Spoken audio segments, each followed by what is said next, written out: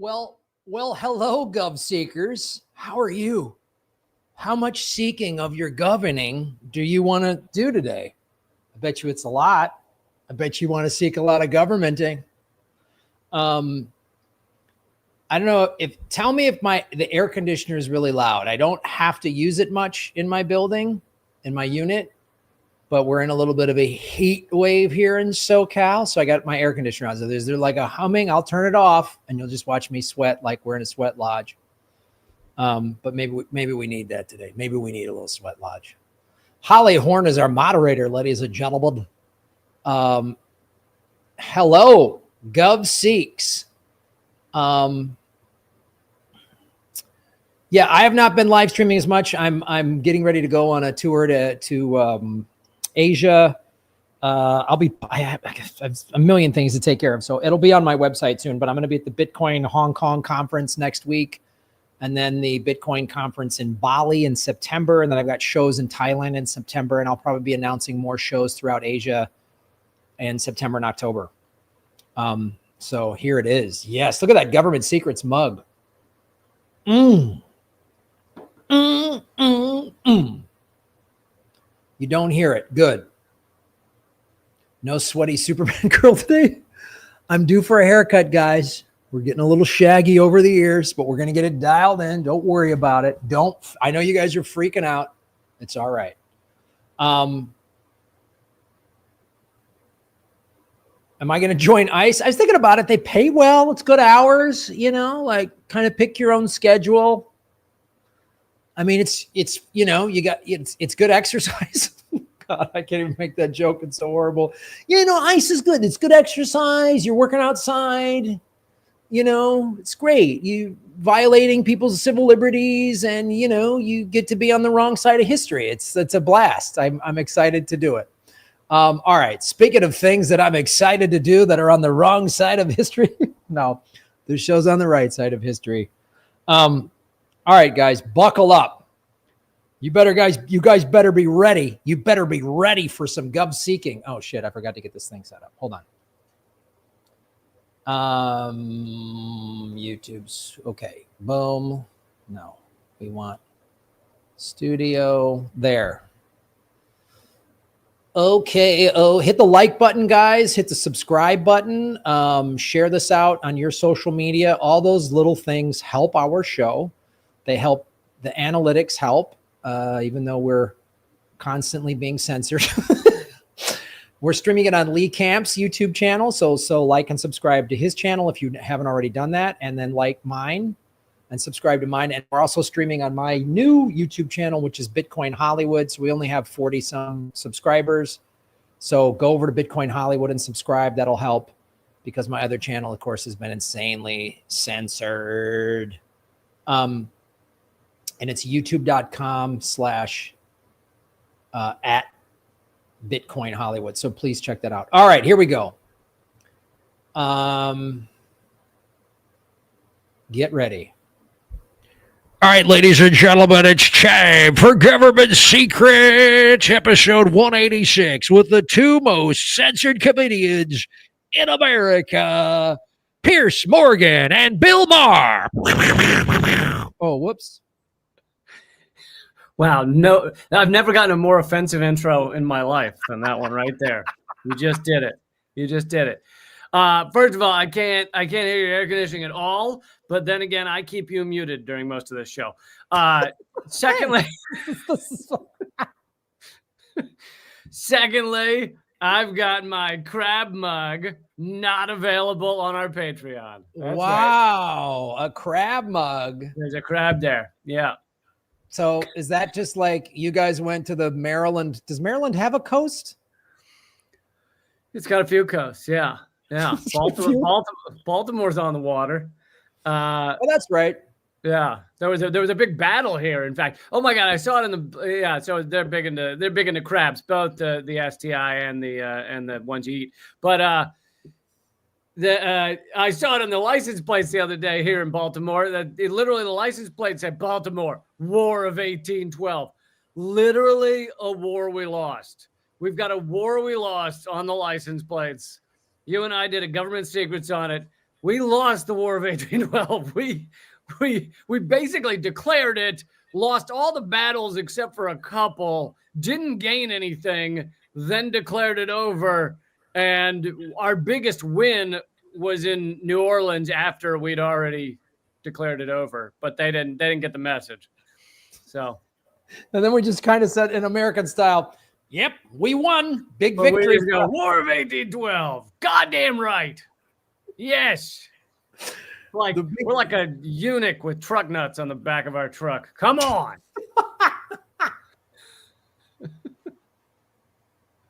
War of 1812 and truck nuts hanging from the truck. That's great. It's like Southerners who love the Confederate flag. It's like, you guys know you lost. You know that you lost that war, right? Like, South rise again, my friend. Oh, good luck. And by that, we mean we're going to get those wheels back on the motorhome. We're going to get it running here any minute now. Sure, it's been up on blocks for a few years now, but that doesn't mean won't get going again. The South has been on blocks. It's been on blocks for a while now. And by the South will rise again, it's the rest of the country is getting up on blocks. And it's the South is not rising. The rest of the country, it's all going to be one. By the South will rise again, we mean we're going to bring the rest of the country down to our level. Everyone's going to be, the whole country is going down to levels of third world poverty. Mm-hmm. And so I have, since we often spend the first 20 minutes, talking about not our topics, I thought I'd actually, generally our shirts and our haircuts, but it's now time for not our topics. Do you think the podcast would be doing better if we had some truth in advertising and it was called Lee and Graham Shirts and Haircuts? With some government stuff. Government stuff comes later. But I'm sorry. I could have made fun of this on my own live stream alone, but I felt like I need you with me. Trump, did everybody see this? Trump has decided he's painting the wall black at the southern border. I'm going to show a video. There they are.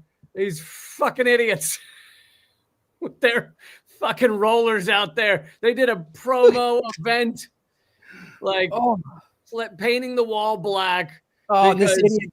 Oh, Kristi Loam, she's out there with her. Oh, yep. They went down there to do a promo event, painting the wall black at the southern border, because Trump says, in all of his brilliance, and he is a goddamn smart guy, he said that it would be hotter, so it would stop them from climbing it. Yeah, because if you've made the trek through the desert towards what the wall that you know is there, no one brought gloves, like no one has on shoes. What does he think they're just nude running up to this wall? Yeah, and I love that, like, just typical of a dumb, fat American white person, that has no concept of what real heat is. Like, the people escape, they're coming from, Central America, pretty hot where they're coming from. And they've just gone through a desert, desert, and they're going north where it's going to be cooler. Like, I think they're going to be okay with your wall. And then Kristi Loam or whatever, he just and then put it because she used to be a stripper, I think, right? Oh, did she? So she knows poles and heat, yeah. And wet surfaces, yeah. Hot surfaces, hot, sticky, wet surfaces, yeah. She's really. Do you have any idea how even just the part they've put up, which is not obviously the full southern border, but how long, like how many fucking man hours are going to be put into painting this thing? And the people that have gotten to the wall and gotten over it, because those are the only ones he's concerned about, right? He's not, if you're painting the wall black to make it hotter, you're not concerned with the people that went to the areas where there's no wall. You're not concerned with the people who, have some other, digging under it or whatever. You're concerned with the people that are literally climbing it. And for those people, they've gone all this way. They didn't have any kind of plan, like a rope or a ladder. They just walked up to the wall and said, "Oh shit!" Like, And come on, How many people? How many people is this literally going to turn away? Yeah. Oh, it's black. Oh, and so these people who like they squirrel away their last whatever dollars. They get some coyote, and the coyote's like, when we get to the wall, just climb up that bad boy. Like, I'm pretty sure they probably have a tunnel or another way around, or they're hiding in a truck or something. They're not like climbing. And again, oh, so glad we're painting this dumb wall when I'm driving through streets that have, potholes. Don't address the homeless problem that we have nationwide in America. Let's do this. No, they're harassing and arresting them more than they used to be. Yeah, that's great. And that should do it. That should fix capitalism. I think Marx said this. He said, all my critiques of capitalism can be fixed if you just beat the homeless. Beat the homeless and paint a dumb wall. Yeah, I think the wall. Was the last chapter? I think it was the last chapter where he said that. I think painting it black would have as much impact as painting go away across it. I think they have equivalent amount of impact. I can't, this is something a friend said to me, and America's obviously going down a very precarious path, and Trump is awful. Liberals don't want to pay it. They either aren't aware or they refuse to accept that. We've talked about this on both of our shows for years. Obama and Clinton, but mainly Obama, gave Trump this like dictator playbook. They passed all these laws to allow him to do this. Surveillance, everything else, going after whistleblowers, endless war without any congressional approval. You could go down the list, trillions of dollars in the Pentagon with no accountability for it, et cetera, et cetera. Yeah, dictator's toolkit, handed to him. Here you go.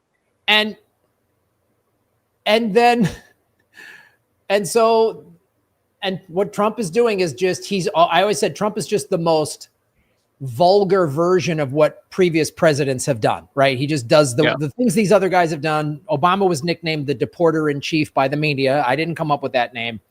But Trump just does the most egregious version. And, some people are like, oh man, this is exactly what was happening in Nazi Germany with ICE and everything like that, which is like, yeah, this is not good. But then a friend of mine said, the Nazis were pretty smart. I don't see this group being as smart as them. Like, I don't see like Kristi Loam up there with their are there people behind the scenes pulling the strings that are probably pretty evil and nefarious? Absolutely. But like Trump and his team, when I hear him or these other dipshits talk, like that dumb East Coast meathead that's like, they come after my ICE agents, we're declaring war. That mope, like JD Vance, these people seem like, yeah, they're well, really dumb. In one regard, yeah, they're what was my term for them? Idiopaths. They're idiot sociopaths, and some of his political inclinations are pretty good, such as he is quite good at creating distractions that the country will fall for, the media will fall for. I think they may get back to the Epstein thing, but he's done a pretty good job of, now that he's had a meeting with Putin in Alaska, and he literally has sent sorry, go ahead. Well, I was going to say the National Guard to DC, 5 weeks of Trump's own base calling him out for the Epstein thing. He was like, here's catnip for my base. Go round up the brown people in the cities. Like military patrol in DC. He sent battleships to Venezuela. And it's working. At first he tried and it didn't work, but like those type of things, he's quite good at getting people to stop talking about the things he doesn't want them to. So it's not that he's a complete political idiot, but just in a lot of ways, he's fucking dumb. I mean, he can barely read. Like there's people who worked at SNL when he was, and SNL works off of cue cards. They don't memorize it all. And he couldn't really do it. Like he was having a lot of trouble because he can't read the cue cards. This is not a bright man in certain regards, but in terms of how to amass power, in certain ways, he's rather savvy at that. Yes, very savvy. I mean, he knows how to run elections. He knows how to get people wound up. He knows how to distract. He knows how to feed his base. And he knows how to stop those immigrants from climbing that goddamn wall with black paint. They can't. It's basically Home Alone. He's going to put some Matchbox cars outside of that wall. He's going to put some tacks. I think that's next. We're going to have tacks glued. We're going to glue 80 billion tacks pointed out on the front of that wall so that you try and climb it. You're getting a tack right in the hand. And this is such a like dumb old man. Graham's not sure what tacks are. Tacks, Graham, are these things that you can hold up banners that are behind you. If you need well, let's see. Here we go. Now you're very anti-tape, and you attack the pro tape community, Lee. And I'm just, this is where you've tape shamed me for years now, and I just don't know that I can handle it. I didn't mean to bring up a sore subject. I'm very sorry about that. For the record, these are tacks. I've used your tack. Hey, he gave in. I've succumbed to your wacky cult of text or whatever. He succumbed to the tack attack. Yes, he did. I'll never forget that moment where you were like, and you were like, how about tax? And I was like, oh, like the look on your face was priceless. Like this Lee Camp with his new technology. I just wasn't aware of how a tax works. I think it was your green juice surfer dude sympathy. Like you didn't want to hurt the wall. I think that's what exactly. You are murdering stucco. You know what I mean? Murdering stucco. Yes. You're puncturing. Paint is a living, breathing organism, Lee. And you're hurting. Yes, you're puncturing history because that wall's seen some shit. Yes, thank you. Yeah, and it's not like tacks are available in every store, like grocery stores, in fact, every store where Graham went to get new and exotic tapes to try on his banner, there were tacks all over. There were tacks sitting next to it. Yeah. He's like, "What's the strongest tape you've ever carried?" And they're like, sir, we do have tacks. I don't want to hear your crazy voodoo. Just give me your tack. Just give me tape. Oh, okay. I guess we better do a government secrets topic. We should probably actually do the thing we're supposed to be doing. Yep, let's do it. You going first, or am I going first? Yours is more current. Yours sounds fun. Okay, let's do it. Yell episode 1 in a funny voice. Segment 1. Ladies and gentlemen, it's time for segment 1, sponsored by the Tax Commission of the United States.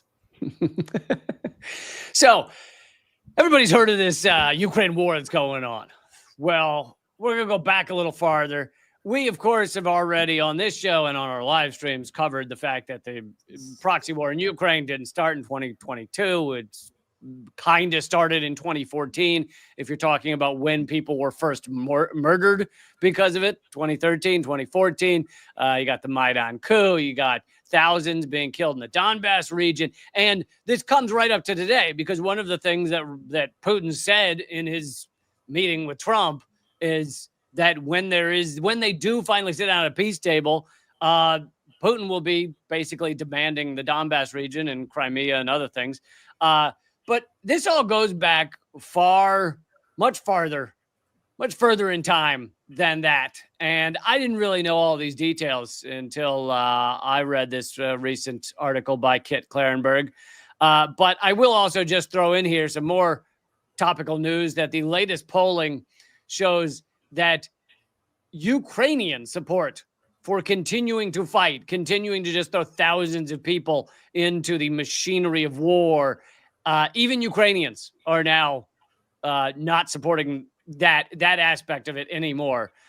When this thing started 2022, you had 4% of Ukrainians saying we're going to fight. We're going to fight against Russia.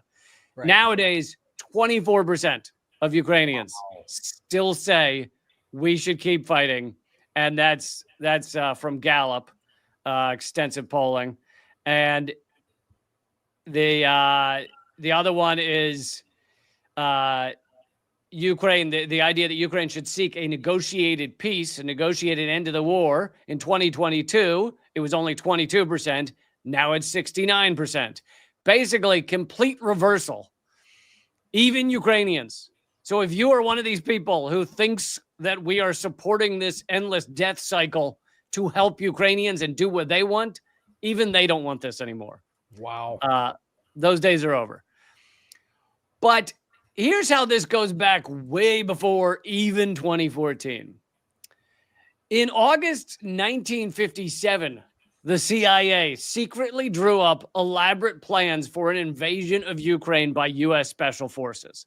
So this is obviously during the Soviet Union. This is during the Cold War. This is during the time when America was doing everything it could to fight the communists because they wanted capitalism to win out over communism, which it essentially has. It was hoped at that time, 1957, that the neighborhood anti-communist agitators would be mobilized as foot soldiers to assist in the effort. And we have done segments before on what some of those anti-communist agitators were called, because there was a large U.S. and NATO program, Operation Gladio, also called the Left Behind units, where after World War II, the U.S. and Britain left stockpiles of weapons, which were much harder to get back then, and funding for these fascist, right-wing, often neo-Nazis to go and kill communist leaders, etc. But this goes beyond what I'm talking about right now. It goes beyond just that aspect of it.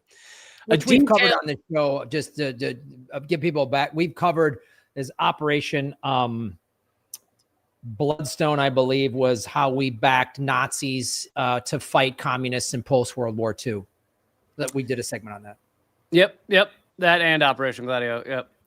A detailed 200-page report called Resistance Factors and Special Forces Areas set out demographic, economic, geographical, historical, and political factors throughout the then Soviet Socialist Republic that could facilitate or impede Washington's quest to ignite local insurrection and, in turn, the USSR's ultimate collapse. So basically, it's an extensive report by the CIA to find the areas within the Soviet Union, within the Soviet bloc, that were more likely or less likely to turn on the Soviet Union and collapse it. The long history of the union between Russia and Ukraine, which stretches in an almost unbroken line from 1654, mid-1600s, to the present day, resulted in many Ukrainians having adopted the Russian way of life. And I've talked about this before, but this is why many Ukrainians, especially in Donbass and Crimea and other places, but many Ukrainians essentially consider themselves Russian. They speak Russian. They have Russian. Some of them have dual passports. They have family in Russia, because there was a long stretch where that border didn't mean much or anything. It may not have even been defined exactly, but so they just all viewed themselves as Russian. And then one day there's a border there, and they kind of, go back and forth across it fairly often, and they don't think much of it. Then the border gets more and more solidified, and then all of a sudden they're not allowed to see their family, and now they're essentially a Russian in Ukraine. And look, Russians have Ukrainian family members. Ukrainians have Russian family members. Like, I know anybody I know of Russian descent just about has some Ukrainian family or something. And even apparently, not that I would be able to tell, but apparently Zelensky speaks pretty shitty Ukrainian. Apparently Russian is his first language. Right. But so many of the Ukrainians had a Russian way of life. Problematically for the U.S., there was thus a pronounced lack of resistance to the Soviet rule among the population. The great influence of Russian culture over Ukrainians meant there were fewer points of conflict between Ukrainians and Russia than in some other Warsaw Pact nations. Throughout those satellite states, the CIA had to varying success already recruited clandestine networks of quote-unquote freedom fighters as anti-communist fifth columnists. So, think about the connection of this to what we've just been doing over the past 10 years in Ukraine. This started back in even before this, but by 1957, the CIA and Britain had defined plans on how to do exactly this. Get Ukrainians and other Warsaw Pact countries fighting against Russia, get nationalists to fight against those who had more allegiance to Russia, etc. Like, this goes back generations. Yeah, and it's good. And part of it is it's always under the guise of, we got to stop the evil communists. And we do need to address, we've talked about this a little bit before. The Soviet Union did say it wanted to dominate the world. It did say that was its thing. And so that was something to be addressed. But come on, it's not about preserving the American way of life. It's about getting a strategic port that you can, have access to, be close to Russia, be able to cause dissent within Russia, and get a strategic port where all of this wheat that you can be, sold all throughout Central Asia and the Middle East and all of these countries that don't have access to that type of agriculture. It's a strategic. Yeah, strategic in a lot of ways. And not just wheat, but gas, minerals, everything in Ukraine, to cut off. The U.S. wanted to cut that off from Russia. So that was another aspect of it. But, maybe most importantly, whether you think the Soviet Union had a right to exist or not, this just upends the propaganda that we've heard for at least, 3 years, but really more like 10, 15 years, that let's just talk about 2022 for a minute. 2022, Putin just got a hair up his ass and invaded Ukraine, just out of the blue. What a lunatic. He was just like, I'm bored. Let's invade Ukraine. That was a perfect Vlad impersonation anyway. And I'll tell you what, let's just invade Ukraine. And it's like the Ernest character. Like Ernest saves Christmas, like Putin's going to invade. Ernest invades Ukraine. That was one of my favorite ones. But yeah, it upends all that propaganda. It's like, oh wait, this has been going on since 1957, but Putin just got the idea yesterday that he wanted Ukraine to be part of Russia, like it had been, and not part of NATO. I mean, we've talked about this before. It's like Zelensky was saying the West is causing problems and the West needs to just let us handle this. And Putin said, as long as there's not NATO bases, Zelensky said, no NATO bases. We're not going to do that. We'll figure this out amongst Ukrainians and Russians. We'll figure this out. Boris Johnson, then Prime Minister of England, shows up, has some conference behind closed doors with Zelensky. And then Zelensky comes back and says, yep, NATO base. And like 24 hours later, Putin invades. And let us not forget, this has just come to light. You know who went to private school together with Ghislaine Maxwell? Oh, Boris Johnson. That's weird. Yeah, Ghislaine Maxwell has a fun history. She's got her whole family's got a great history, really great. Her dad, awesome. Mossad media mogul. Yeah. Nevertheless, important grievances existed, and among other Ukrainians, this is a quote from the CIA's document. Important grievances exist, and among other Ukrainians, there's opposition to Soviet authority, which often has assumed a nationalist form. Under favorable conditions, these people might be expected to assist American special forces in fighting against the regime. A CIA map at the time split Ukraine into 12 separate zones, ranked on resistance potential and how favorable population attitudes are towards the Soviet regime.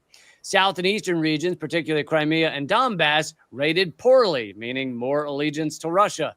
Their populations were judged strongly loyal to Moscow, having never displayed nationalist feelings or indicated any hostility to the regime, while viewing themselves as a Russian island in the Ukrainian Sea.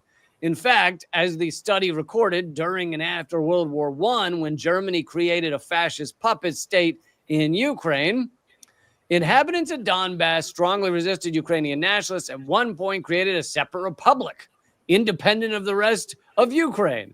So this also speaks to all the people who are like, Putin's out of his mind when he says Donbass should be independent or Crimea should be independent. It's just him wanting to steal more territory. But in fact, whether you support it or not, there's a long history of these areas wanting either their independence or to be part of Russia. Let's see. During the German occupation in the Second World War, there was not a single recorded case of support for Ukrainian nationalists or for Germans. Invading and occupying Crimea was considered of paramount importance to the CIA.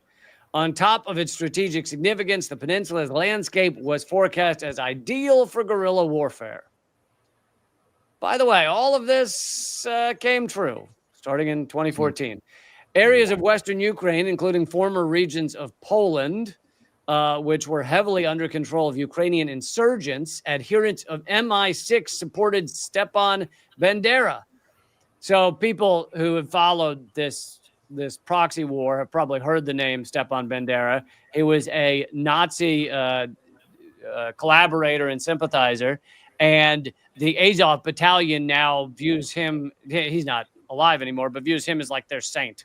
Like they call themselves Banderaites, and they have posters and paintings of him. And in fact, PBS did an interview with one of the mayors of one of the cities in Ukraine about the proxy war and how hard they're fighting against Russia. And PBS must have realized that he had a lovely portrait of Bandera behind him, a Nazi collaborator. And so they blurred out the painting, which just made anyone watching it go, what the fuck's on that painting? Yeah, that's what I love about our corporate media is just this. Anytime you're like, hey, there's a lot of Nazis in Ukraine that we're backing. America's just like, huh? What? Putin's bad? What'd you say? Yeah, Putin's bad. Yeah. Yeah. You're like, you just blur out the Nazi behind him, and then I think he's a good guy. Like once you blur that out, he's good, right? You know what? Paint it black. That's our new thing. If we just paint that black, paint it black. Just should be fine. Just put some baby oil on it so it's slippery, and then no one can see it. What? That doesn't make any sense. It was also determined that Ukrainian nationalist and anti-Soviet sentiment in Kiev was apparently moderately strong, and elements of the population might be expected to provide active assistance to special forces. Again, all of this is a plan for the U.S. to take over Ukraine, which is, by the way, essentially what we've done in many regards, in that U.S. corporations and multinationals now have stolen more Ukrainian land than Russia has taken over. So the U.S. and multinationals have actually stolen more land, stolen more of Ukraine in this war. Sweet. The CIA document further offered highly detailed assessments of Ukrainian territory based on their utility to warfare. CIA's invasion plan never formally came to pass. Yet areas of Ukraine forecast by the agency to be most welcoming to U.S. forces were precisely where support of the U.S.-backed Maidan coup was highest in 2014. In a largely unknown chapter of the Maidan coup saga, fascist right sector militants were bussed en masse to Crimea prior to Moscow's seizure of Crimea. Had they succeeded in overrunning the territory, right sector would have fulfilled the CIA's objective, as outlined in their document from 1957. Given what transpired elsewhere in Ukraine following February 2014, other sections of the CIA's report take on a distinctly eerie character. For instance, despite its strategic position facing the Black Sea, the CIA warned against attempting to foment anti-Soviet rebellion in Odessa. The agency noted the city is the most cosmopolitan area of Ukraine and is aligned with Russia. Odessa has developed a less nationalistic character. Historically, it's been considered more Russian. There was little evidence of a nationalist or anti-Russian sentiment. And by the way, Russia, by all accounts, as long as you're not listening to U.S. propaganda, had a legitimate vote in Crimea, and like 90-some% of Crimeans voted to be part of Russia. Now, again, you can say that it doesn't matter whether they voted for that or not, but that's because most of them consider themselves Russian. I mean, it just is what it is. Why would that ever? What? That's never. The United States, the State Department has never let that stop them. You know, like no. Don't care what the people of this region think or care or want. No, you know what it is. We want to bring them democracy and sovereignty as long as they're voting for what we tell them to. Yes, it's the American way. You can have the freedom of anything you believe in, provided it's agreed with us. Like you agree. It's like the religious right is like freedom of religion, provided you're a right-wing Christian. And even the liberals are like, we're totally open-minded to everybody's points of view, provided they agree with us. Then we love you and you can have whatever view you want. We're open to all views as long as they're ours. Yeah. So here's where this could have been not quite a false flag, but a way of fomenting the ultimate Maidan coup and the ultimate Russian invasion, which the U.S. clearly wanted for a long time, had been planning for a long time.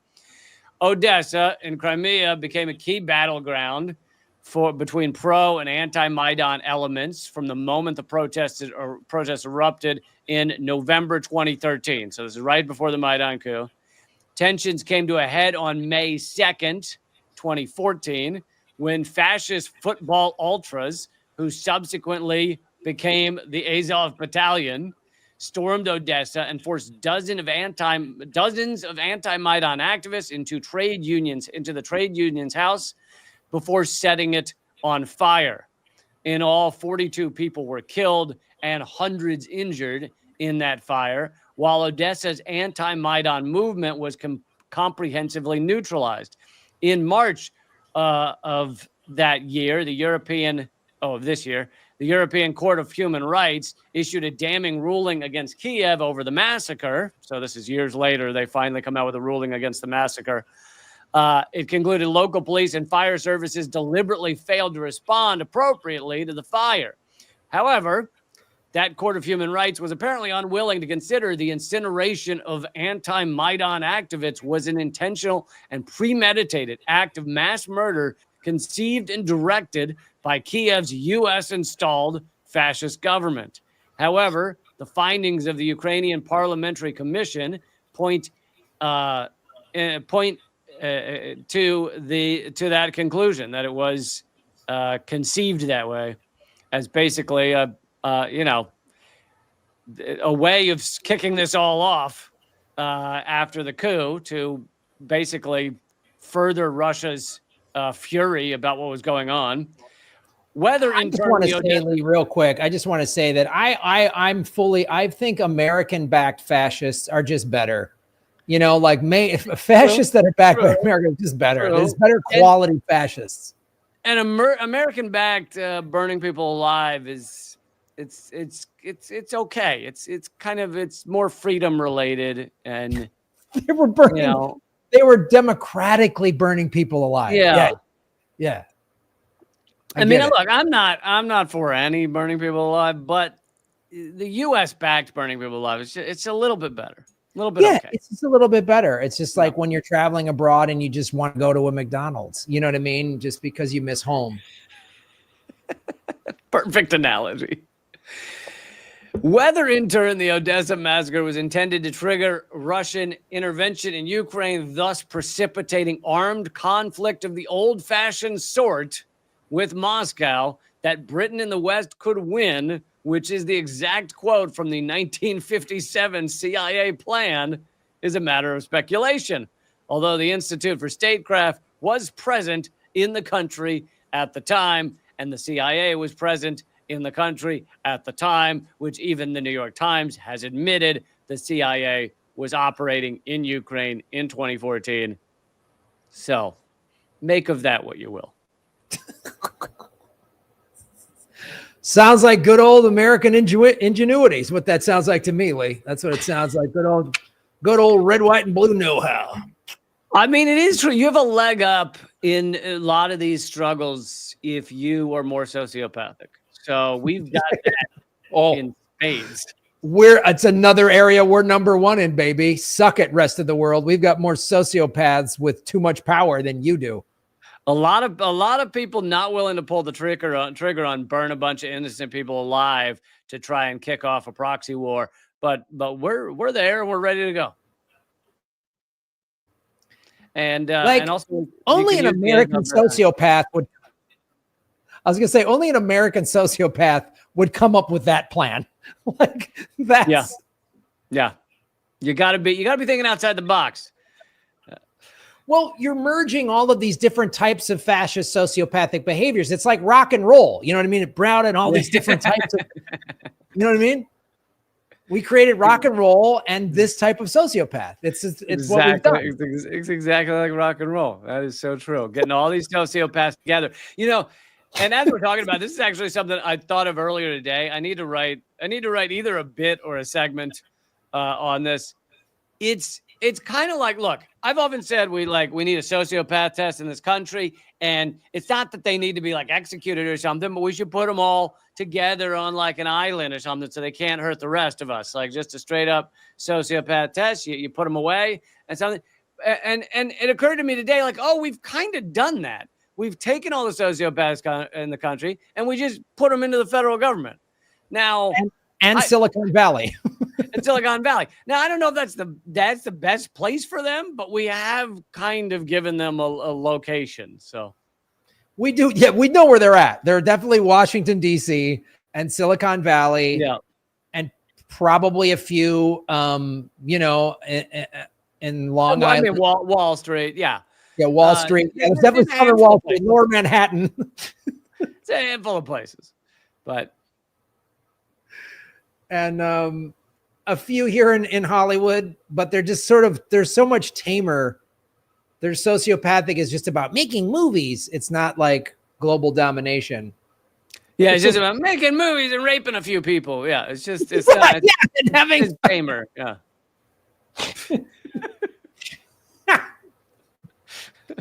Having tunnels under Hollywood homes and whatever, just fun kind of Disneyland. It's fun. Let it be known. Graham called that fun.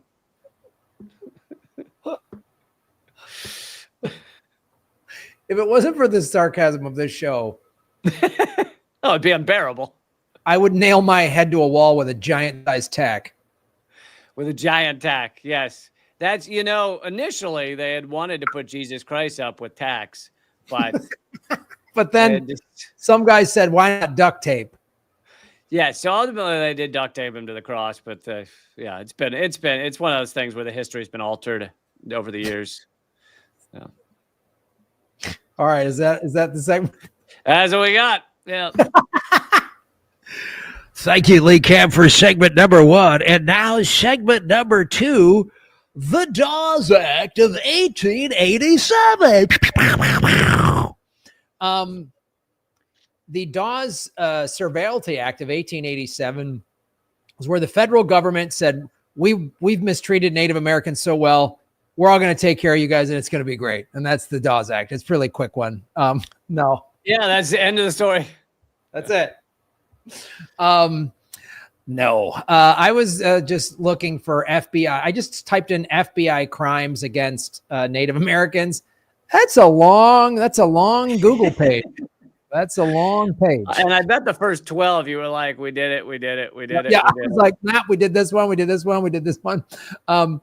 But then I was like, ooh, this, because several of them referenced, they were predicated on the Dawes Act. Like that was they either took something from the Dawes. I was like, well, let's meet this guy Dawes. Who is our friend? Yeah, he sounds like a charmer. Oh, he was a United States Senator, Henry L. Dawes of Massachusetts. And this is Wikipedia. This is Wikipedia language, so we know how to interpret this. So the edges are filed off. It said the Dawes Surveillance Act of 1887 regulated land rights on tribal territories within the United States. Oh, gee, Lee, what could that be? What do you think what do you think happened? It's good because they're a sovereign nation, right? Indigenous peoples have sovereign nations, and it makes sense we'd get to regulate their land rights. Yeah. Absolutely. this it would subdivide Native American tribal communal land holdings into allotments for Native American heads of families and individuals. Oh, wow. That is a fancy way to say land grab. We're stealing more of your land. We already took a bunch. We're taking more.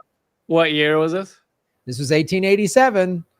So they dressed it up because by the late 1800s, there was some popular debate about, hey, this isn't right. What had happened back in the 1600s, the 1700s, and, you know, but as America was expanding in the late 1800s, going from an aggregate society to the Industrial Revolution was in full swing. The Civil War was 20 years over, and there was starting to be more of a move west. It was like, how do we?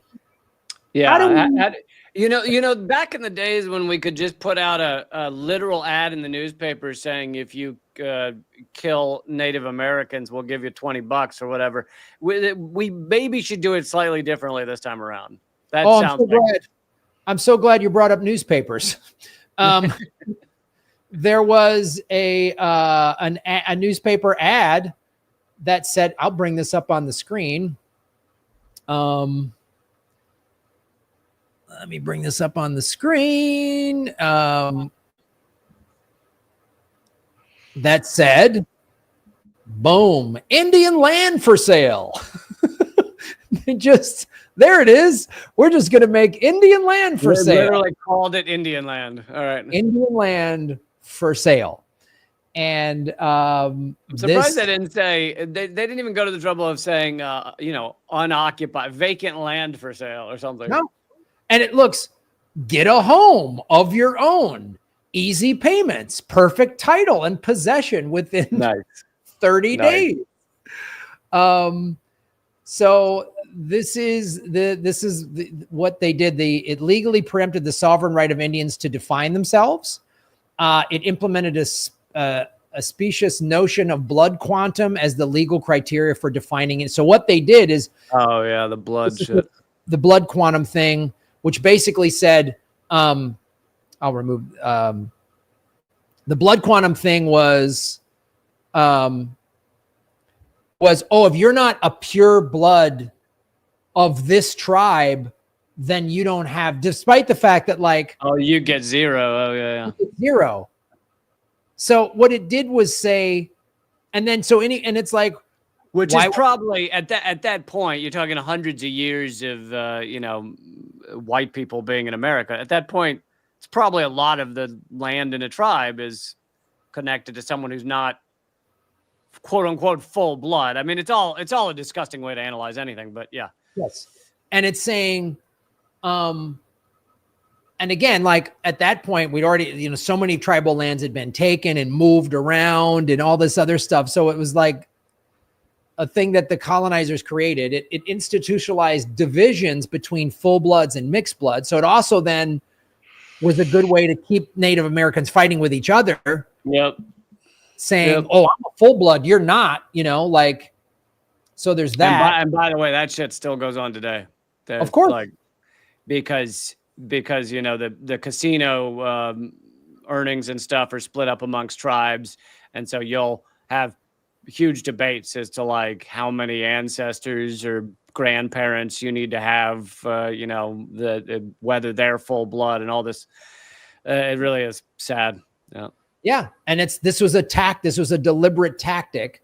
It detribalized a sizable segment of the Indian population. One of the things that it was doing, and I'll go into read this, it was saying it wanted to split them up and put people in, and so one of these things that this was built on, and then in the late 40s or 50s, there was a thing to get Native Americans into regular American society and put them in vocational schools. But it was basically built on this foundation of destabilizing their culture, destabilizing their communities, and taking their land. You mentioned the residential schools, which was basically ripping kids out of indigenous homes. We did a segment on it, but there's been more talk about it in Canada, but it exists in the United States as well. Rip them out of indigenous homes, put them into boarding schools where their culture is severed from them and they're raised to be Christian and all this. This. It broke up tribes as a social unit. It encouraged individual initiatives. It secured parts of the reservations as Indian land. And then, so it said, okay, we're going to give you this land. And then what the rest of the land, we're going to open that up for white settlers for profit, which is what that ad in the newspaper was. And the white settlers did not have to prove they were full-blooded whites. No. They were also, the act was facilitating assimilation, which they were trying to make the natives more Americanized as the government allotted the reservations and Indians adapted to subsistence farming. The primary model at the time, Native Americans held specific ideologies pertaining to tribal land. Some natives began to adapt to the culture. They adopted the values of the dominant society and saw land as real estate to be bought and to developed.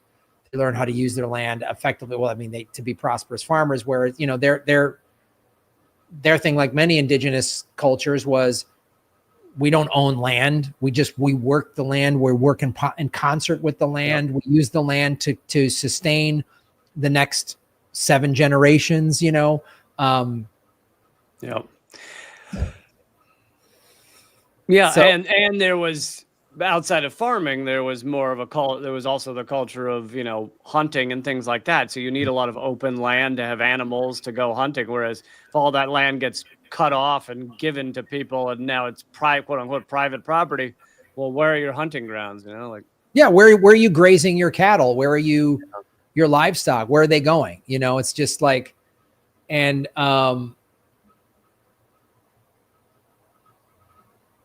this is the other thing too. So these are some of the provisions of the Dawes Act, which I'm sure they felt like, wow, this is really great. A head of family would receive a grant of 160 acres. A single person or orphan over 18 would receive a grant of 80 acres. And a person under the age of 18 would receive 40 acres. The allotments would be held in a trust by the U.S. government for 25 years. Eligible Native Americans had 4 years to select their land. Afterward, the selection would be made for them by the Secretary of the Interior. Oh, God. Nice.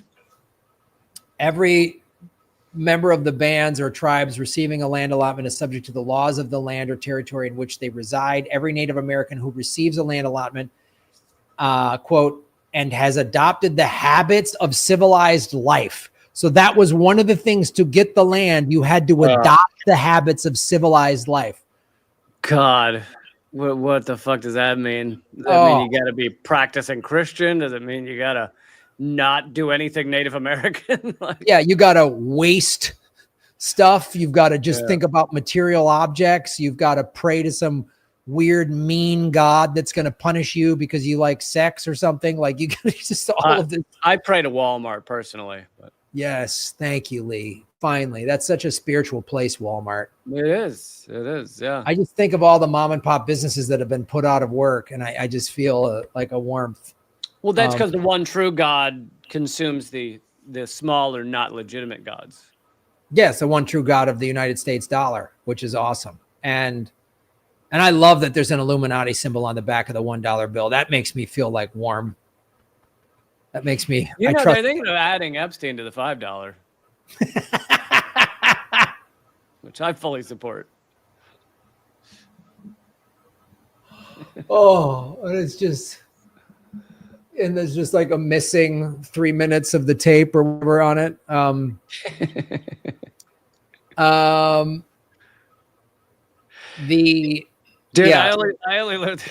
only learned the other day that.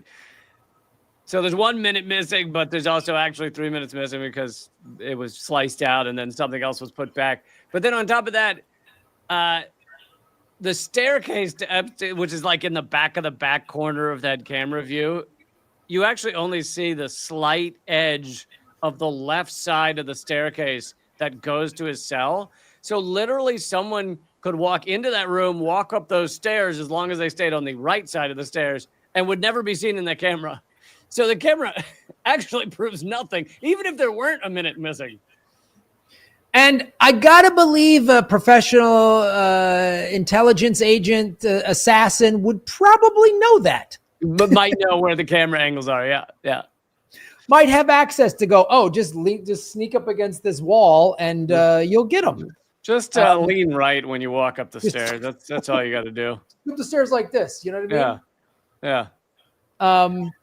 So here's another great thing. The Secretary of the Interior could issue rules to assure equal distribution of water for irrigation among the tribes and provide that no other appropriation or grant of water by any riparian proprietor shall be authorized or permitted to the damage of any other riparian proprietor.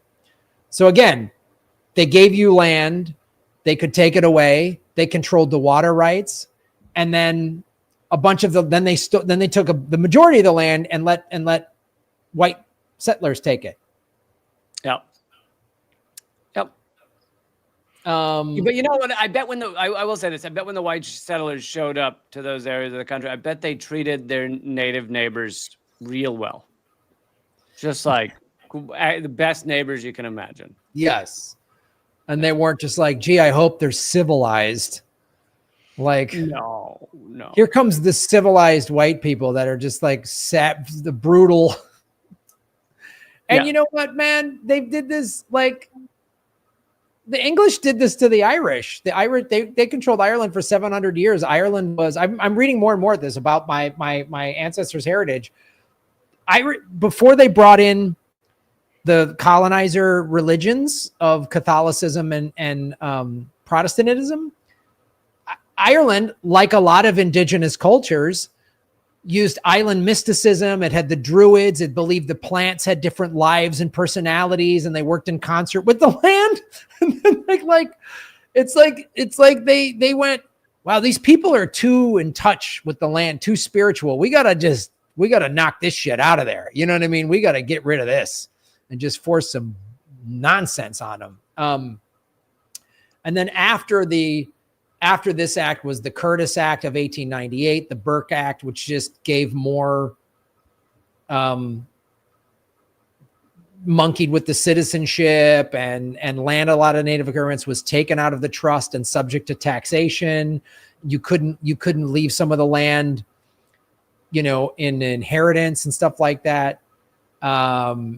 It was pretty, it was great. And as I said, the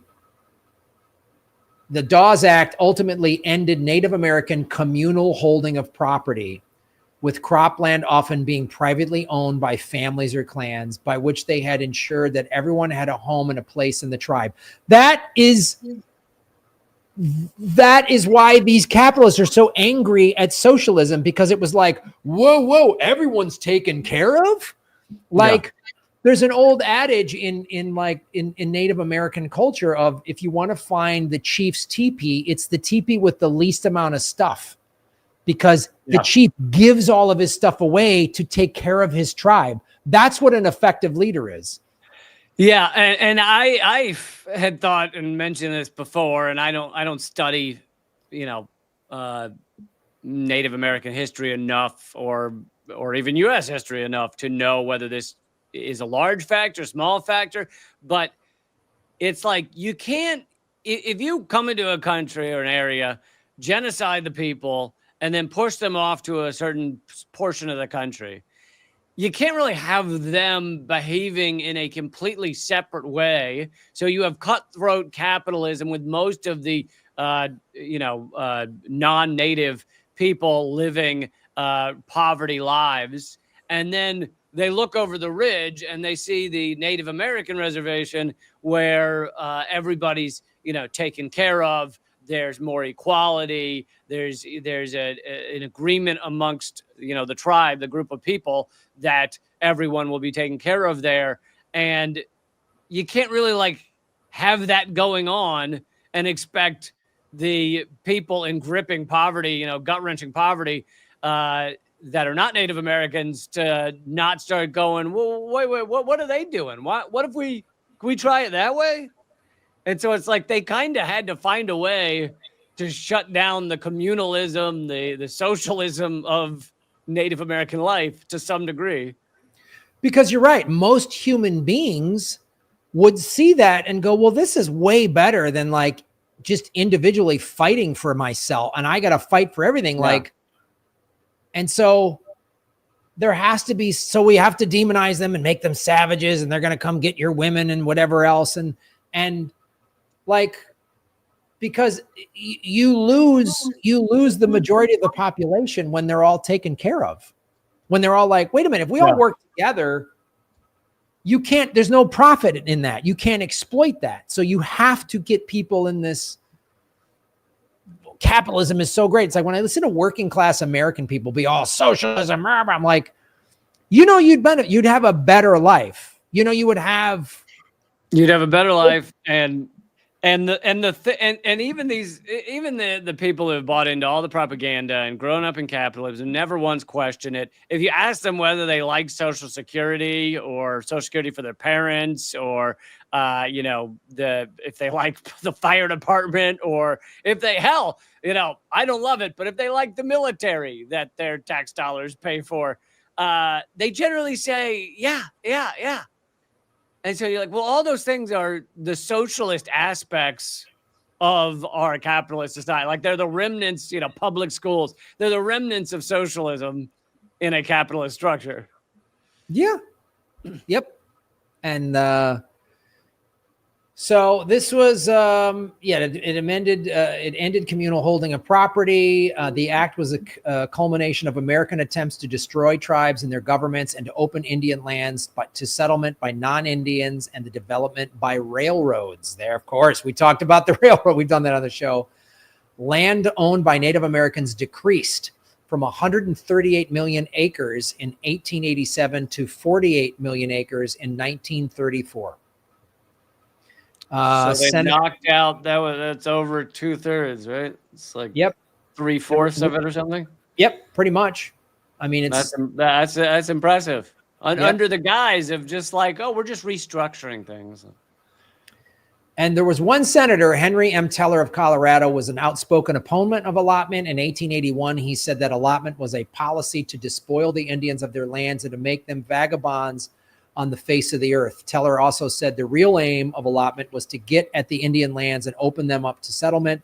The provisions for the apparent benefit of the Indians are but the pretext to get the lands and occupy them. If this were done in the name of greed, it would be bad enough, but to do it in the name of humanity is infinitely worse. So one guy spoke up. Yeah, it's nice that one dude did. One dude spoke up. So that is the Dawes Act of 1887, Lee. Very exciting. I like Dawes. Dawes is doing it. Way to go. Right. Yeah. So folks, we're going to jump on over to patreon.com/government secrets, where you can support the shows for as little as $5. You can get this amazing Government Secrets mug that we're showing on the video. If you're listening to this, it's the only place where you can get the Government Secrets logo and a sticker on a shirt or a mug, and you support everything that we're doing. We've been so censored and demonetized. It's almost impossible for us to get advertisers on this show because of what we talk about, unless we get like a VPN company or something like that. So yeah, you can get the Government Secrets ass tattoo as well, but that's $1,000 tier, so I don't think anyone's got that yet. We haven't done any of that. So really, this show is only supported by you, the listeners and the viewers. So if you can go over there and support us for as little as $5 a month, we would greatly, greatly appreciate it. So we'll see everybody over there in a second at patreon.com/government secrets. I also just put out a new column, top 11 signs that Israel is collapsing, over at my Substack. So if you need some good news, if you're looking for good news, go over to substack.com/@realleecamp, or the other one is realleecamp.substack.com, I think. And you can get the new column. You can read it for free over there. Thanks, everybody. And like I said, I started a new channel, Bitcoin Hollywood. It's youtube.com/@Bitcoin Hollywood. We're going to be doing more entertainment, travel. It's not exclusively Bitcoin focused, but I'm going to be doing more travel videos because I'm going to be going through Asia doing shows. And I got a new book that's coming out soon that will be available as an ebook, a physical book, and an audio book. I'm recording the audio. The audio book will be a lot of fun because I'm adding a lot of just jokes and riffing to it as I'm reading the text. So just check that out, subscribe, and then join the grandmelwood.com newsletter. I send out a newsletter like every couple of months. I will not clutter your inbox. So the last one was in 2021, and like it was literally, I think February or March, I might have sent one out. I want to be honest. So do that, and then go on over to patreon.com/government secrets right now. All right, see you over there. This has been Government Secrets, episode 186. Over 100 years of trying to steal Ukraine and the Dawes Act, lying once again to Native Americans in the greatest country in the world, the United States. Beep, beep. Later. Thanks, everybody.